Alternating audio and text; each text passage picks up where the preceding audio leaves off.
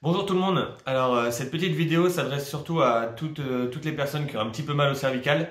Je vais vous donner quelques petits exercices qui permettent d'entretenir la mobilité au niveau cervical et lutter, on va dire, contre toutes les douleurs qu'on peut avoir, notamment les douleurs au niveau du trapèze et puis même ceux qui peuvent descendre jusque dans les bras. Pour les cervicales, il y a toute une petite routine de mouvement à mettre en place. En fait, on a tendance à les laisser trop statiques et trop contractés dans la vie de tous les jours, que ce soit devant la télé, au téléphone ou même dans n'importe quelle activité qu'on peut faire. On les bouge pas assez et en tout cas, on les bouge pas comme il le faut. Donc, je vais vous donner toute une petite série d'exercices vraiment hyper faciles à mettre en place et à faire le plus régulièrement possible pour les détendre. Donc, les premiers à faire, les 4 premières à faire, ça va être des exercices tout simples. Le premier, vous montez bien haut. Hop, et bien bas, comme si vous disiez un grand oui. Voilà, l'objectif de cet exercice, c'est de redonner un petit peu de mobilité dans ce plan-là, sans pour autant avoir de douleur. Donc ça peut craquer un petit peu, ça peut tirer un peu. Quand on est en arrière, ça tire un petit peu devant. Quand on va devant, ça peut tirer un peu derrière. Mais par contre, ça ne doit pas amener de point douloureux. Si ça mène un point très précis, très douloureux dans les vertèbres cervicales, vous me le dites et puis on adapte l'exercice. Le deuxième, c'est le grand non. On va chercher très loin à gauche, très loin à droite. Voilà, vous prenez bien votre temps. Par exemple, celui-là, chez moi, il a tendance à craquer un petit peu. C'est rien du tout, il n'y a aucun souci à ça. Ce qu'il faut, c'est aller le plus doucement possible. Voilà, et pas forcer. On fait pas d'un coup, on essaye de pas aller forcer comme ça sur le côté. Juste, vous allez le plus loin que vous pouvez d'un côté et le plus loin de l'autre. Le troisième, c'est les inclinaisons. Vous allez incliner la tête à gauche, incliner la tête à droite. Celui-là, il va commencer à tirer un petit peu plus. Parce que justement, on va commencer à tirer un petit peu le trapèze. Donc voilà, vous inclinez la tête à côté et vous inclinez la tête de l'autre. Vous y allez tout doucement, toujours. Voilà, ça amène bien de la mobilité.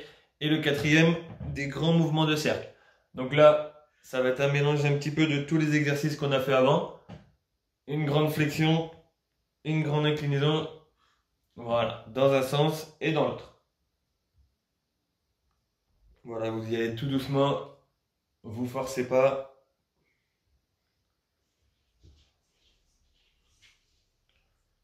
Parfait. Donc voilà, là c'est 4 petits exercices vraiment faciles à mettre en place. Et après, ce qu'on va faire, on va étirer tous les muscles qui sont autour du cou.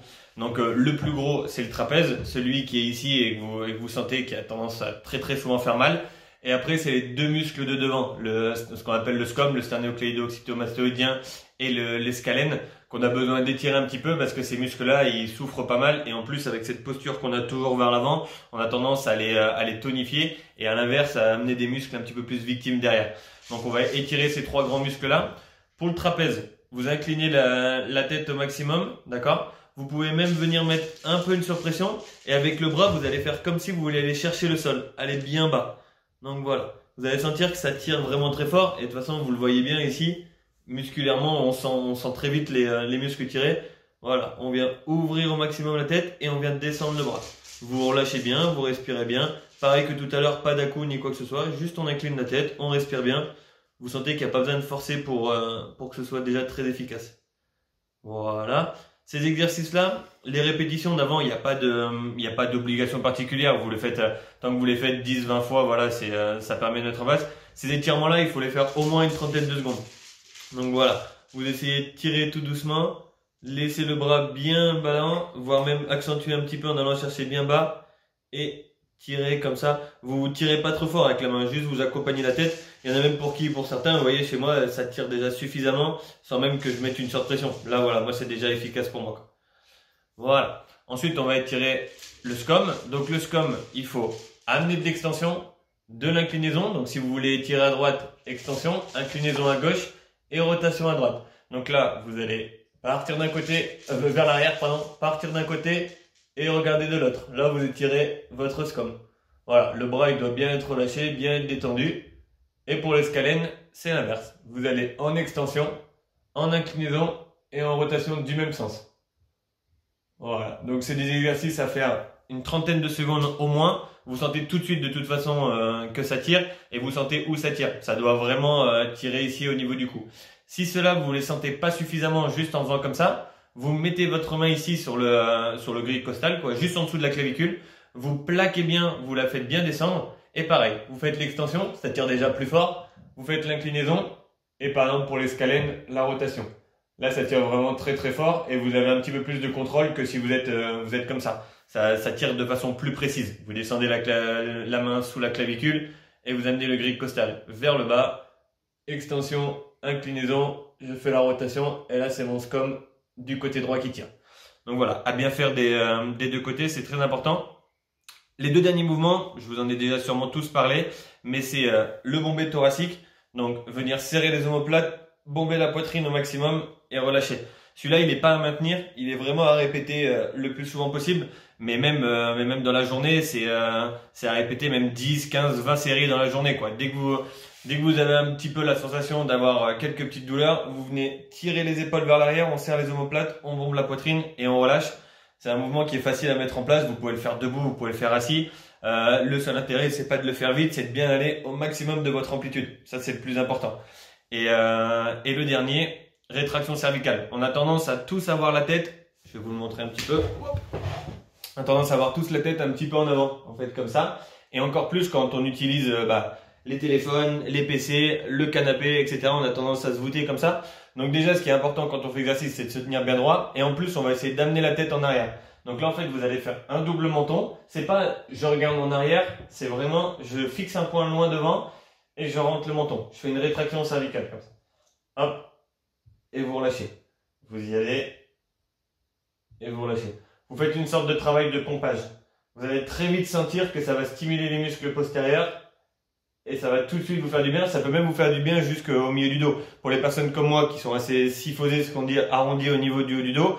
Quand vous avez l'arrondi au niveau du dos, plus la tête vers l'avant, plus le téléphone ou toute autre activité qui nous amène vers l'avant, dès que vous vous redressez, dès que vous serrez les omoplates et dès que vous allez chercher derrière, non pas encore une fois vers le haut, mais bien vers l'arrière, vous allez très vite sentir l'efficacité et ça travaille vraiment bien jusqu'au milieu du dos.